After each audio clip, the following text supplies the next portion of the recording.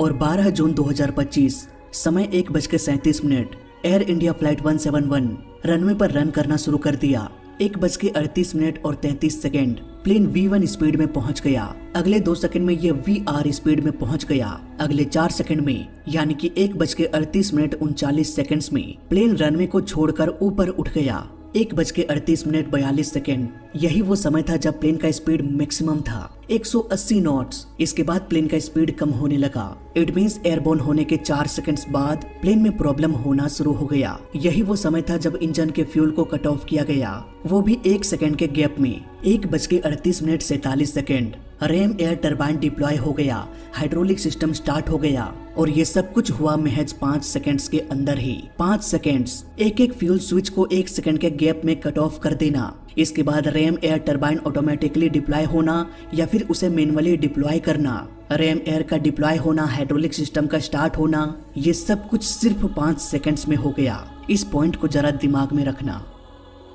Fuel cut off होने के बाद दोनों पायलट के बीच बातचीत भी हुआ। फ्यूल कट ऑफ क्यों किया? दूसरे पायलट ने जवाब दिया, मैंने ऐसा नहीं किया। 1:38 यानी कि फ्यूल कट ऑफ होने के 12 सेकंड्स बाद दोबारा से दोनों फ्यूल सप्लाई को ऑन कर दिया गया। इसके बाद इंजन ने पावर गेन करना शुरू किया, लेकिन इससे पहले कि दोनों इंजन रिकवर कर पाता, प्लेन की एल्टीट्यूड उतनी अधिक नहीं थी और ना ही इनके पास समय बचा था। 1:39:15 पायलट ने ATC को मेडे कॉल किया और इसके 6 सेकंड्स बाद EAFR ने रिकॉर्डिंग करना बंद कर दिया। आज ये रिपोर्ट काफी विवादों से घिरा हुआ है। लोगों का मानना है कि किसी एक कंपनी के इमेज को बचाने के लिए इस तरह के रिपोर्ट को तैयार किया गया है, जिसका टोन और डायरेक्शन इस ओर इशारा कर रहा है कि ये पायलट की गलती से हुआ। आज मैक्सिमम लोग ये मानते हैं कि इस रिपोर्ट में क्लियरिटी नहीं है। मुझे भी ऐसा लगता है दोस्तों कि AAIB के पास बहुत सारी जानकारी होगी, पर कुछ सिलेक्टेड पॉइंट्स को पब्लिक में बताया गया है। चीजों को स्पष्ट तरीके से ट्रांसपेरेंसी के साथ नहीं बताया गया। यहाँ पर सभी का अपना अपना ओपिनियन हो सकता है। अपनी बातों को साबित करने के लिए मैंने कुछ पॉइंट्स निकाला है। आइए इन पॉइंट्स को भी समझते हैं। पॉइंट नंबर 1, लैंडिंग गियर का क्लोज ना होना। नॉर्मली टेक ऑफ के तुरंत बाद प्लेन के लैंडिंग गियर को क्लोज कर दिया जाता है, लगभग 50 फीट के ऊंचाई को क्रॉस करने के बाद। लेकिन एयर इंडिया फ्लाइट 171 का लैंडिंग गियर कभी भी क्लोज नहीं हुआ। पायलट ने लैंडिंग गियर को ऐसे ही छोड़ दिया। क्यों? क्योंकि जैसे ही प्लेन हवा में उठा उसी वक्त प्लेन के इंजन में खराबी हो गई होगी। पायलट को ये एहसास हो गया होगा कि प्लेन को अब आगे जाकर क्रैश लैंडिंग कराना ही पड़ेगा। इस तरह के इमरजेंसी में जब कभी भी प्लेन नीचे गिरने वाला होता है तब लैंडिंग गियर को क्लोज नहीं किया जाता। मे बी यहाँ पर पायलट को पहले ही पता चल गया होगा कि अब ये प्लेन नीचे ही जाएगा, इसलिए लैंडिंग गियर को ऊपर करने का कोई भी फायदा नहीं है। इसलिए कभी भी लैंडिंग गियर को ऊपर किया ही नहीं गया। पायलट ये भूले नहीं थे कि लैंडिंग गियर को क्लोज करना है, बल्कि उन्हें पता था कि इसे डाउन ही रखना है। पॉइंट नंबर 2, जब कभी भी इंजन में प्रॉब्लम आ जाती है, इंजन फेलियर हो जाता है, इंजन में आग लग जाती है, तो ऐसे केस में फ्यूल को कट ऑफ कर दिया जाता है ताकि खराब इंजन में फ्यूल सप्लाई रुक जाए। इसके लिए 2 स्विच होता है। जब कभी भी फ्यूल को कट ऑफ किया जाता है, सपोज प्लेन के राइट इंजन में प्रॉब्लम है, तो हमें राइट इंजन के फ्यूल को कट ऑफ करना पड़ेगा और इसके लिए सबसे पहले राइट इंजन के थ्रस्ट लीवर को आइडल करना पड़ेगा। आइडल हो जाने के बाद राइट इंजन के फ्यूल स्विच को कट ऑफ करना पड़ेगा। फ्यूल कट ऑफ डायरेक्ट नहीं किया जाता। जब कभी भी पायलट फ्यूल कट ऑफ करते हैं तो वो डायरेक्ट फ्यूल कट ऑफ नहीं करते, थ्रस्ट लीवर को आइडल पर लाना पड़ता है। जबकि रिपोर्ट के अनुसार थ्रस्ट लीवर को पायलट ने आखिरी वक्त तक टेक ऑफ पोजीशन में ही रखा, तो फ्यूल कट ऑफ कैसे हुआ? ये सोचने वाली बात है दोस्तों। इसका जवाब हमें अगले पॉइंट पर मिलेगा।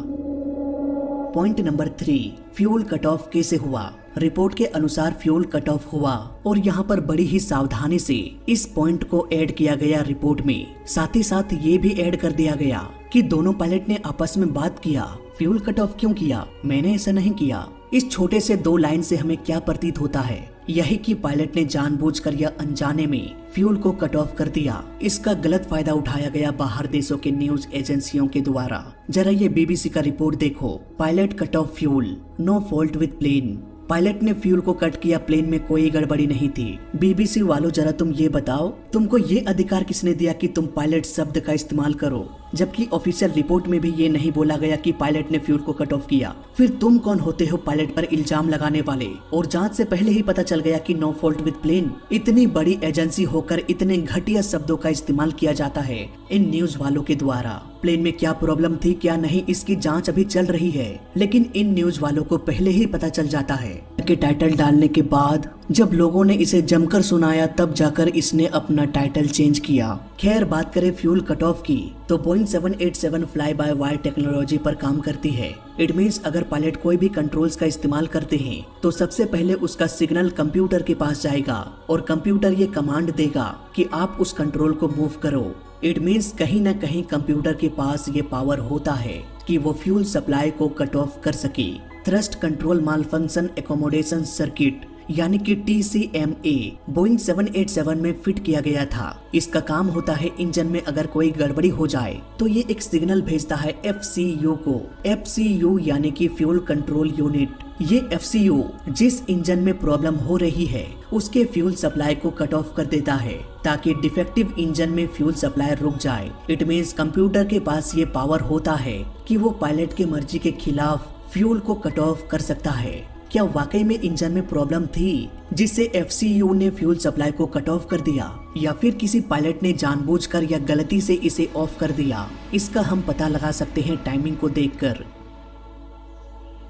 रिपोर्ट के अनुसार 1 सेकंड के गैप में दोनों स्विच को बंद कर दिया गया, जबकि इन स्विच में सेफ्टी सिस्टम भी होता है। स्विच को पहले खींचना पड़ता है, इसके बाद कट ऑफ पोजीशन में लाकर छोड़ना पड़ता है, तब जाकर फ्यूल सप्लाई बंद होता है।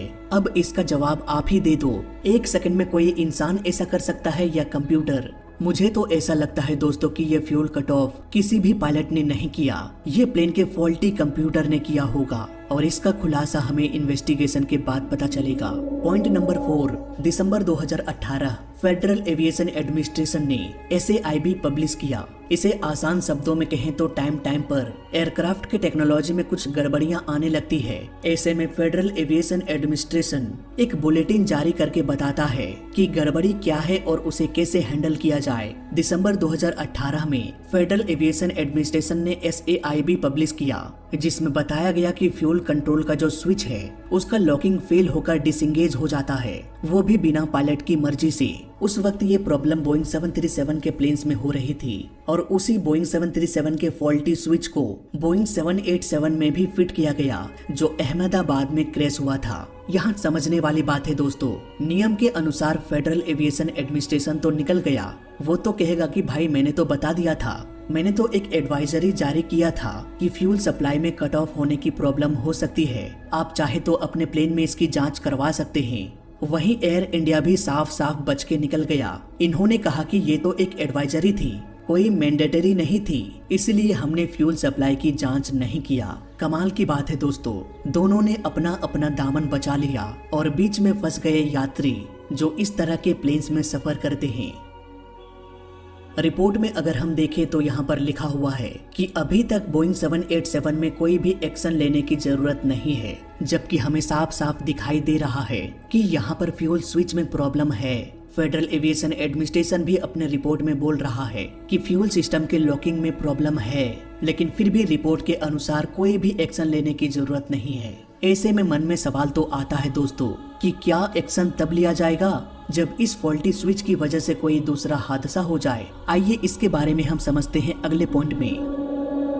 पॉइंट नंबर 5, बोइंग का दबदबा कितना है दोस्तों, ये हम ऑलरेडी पास्ट में देख चुके हैं, जब बोइंग ने एक नए कंप्यूटर प्रोग्राम का इजाद किया जिसका नाम था MCAS। ये MCAS बिना पायलट के परमिशन के प्लेन के नोज को डाउन कर सकता था। पायलट चाहकर भी प्लेन को बचा नहीं सकते थे। इसी टेक्नोलॉजी ने लायन एयर फ्लाइट 610 को क्रैश करा दिया। 189 लोग मारे गए, पर बोइंग चुप रहा।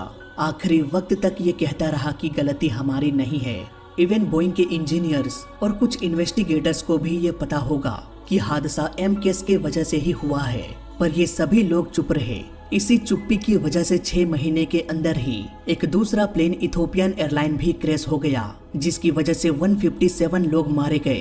इतने लोगों के मारे जाने के बाद, इन्वेस्टिगेशन की रिपोर्ट आ जाने के बाद फिर से जाकर वहीं पर बात अटक गई। कि ये हादसा एम केस की वजह से हुआ। तब जाकर बोइंग को ये एक्सेप्ट करना पड़ा कि हमारे टेक्नोलॉजी में गड़बड़ी थी।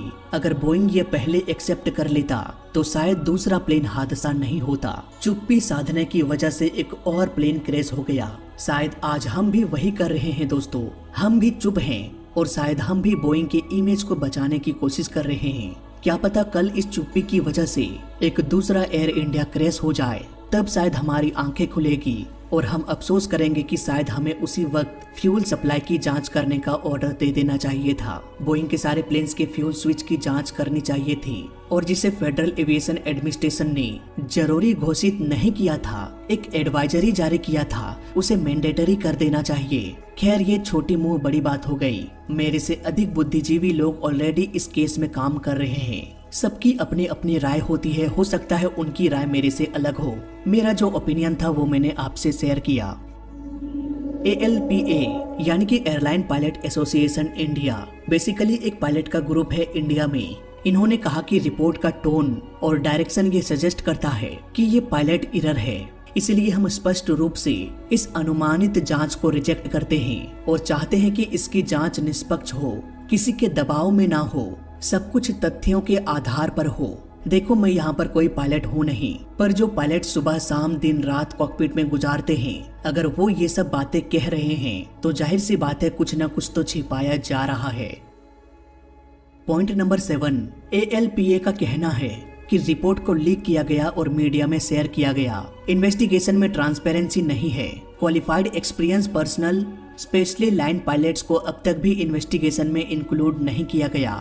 वॉल स्ट्रीट जर्नल एक US बेस्ड कंपनी है और इसके पास जांच रिपोर्ट के आने से पहले करीब 44 घंटे पहले ही इन्हें बता दिया गया था कि फ्यूल स्विच की जांच हो रही है और प्लेन में कोई प्रॉब्लम नहीं और ना ही इसके इंजन में प्रॉब्लम है। इतना सेंसिटिव बात कैसे लीक हो सकता है दोस्तों, ये वाकई में शॉकिंग है। ऐसे में ये सवाल तो उठना लाजमी है कि कहीं ये इन्वेस्टिगेशन US के दबाव में तो नहीं हो रहा, कहीं बोइंग के इमेज को बचाने की कोशिश तो नहीं की जा रही। मेरे इन सारे पॉइंट्स को समझने के बाद आप भी अपनी राय मुझे कमेंट में दे सकते हैं। मेरे इन सारे ओपिनियंस को, पॉइंट्स को समझने के बाद आपको क्या लगता है दोस्तों, आप भी अपनी राय मुझे कमेंट पर लिख सकते हैं। आज मैं सभी के कमेंट्स पढ़ने वाला हूँ। तो फिलहाल इस वीडियो में अभी तक के लिए बस इतना ही। वीडियो अच्छा लगा तो लाइक कर देना, बुरा लगा तो डिसलाइक कर देना और दोनों ही केस में चैनल को सब्सक्राइब कर देना, क्योंकि इस चैनल में सीखने के लिए बहुत कुछ है। तो मैं मिलता हूँ आपसे अगले वीडियो में, तब तक के लिए देखते रहिए और सीखते रहिए। जय हिंद, वंदे मातरम।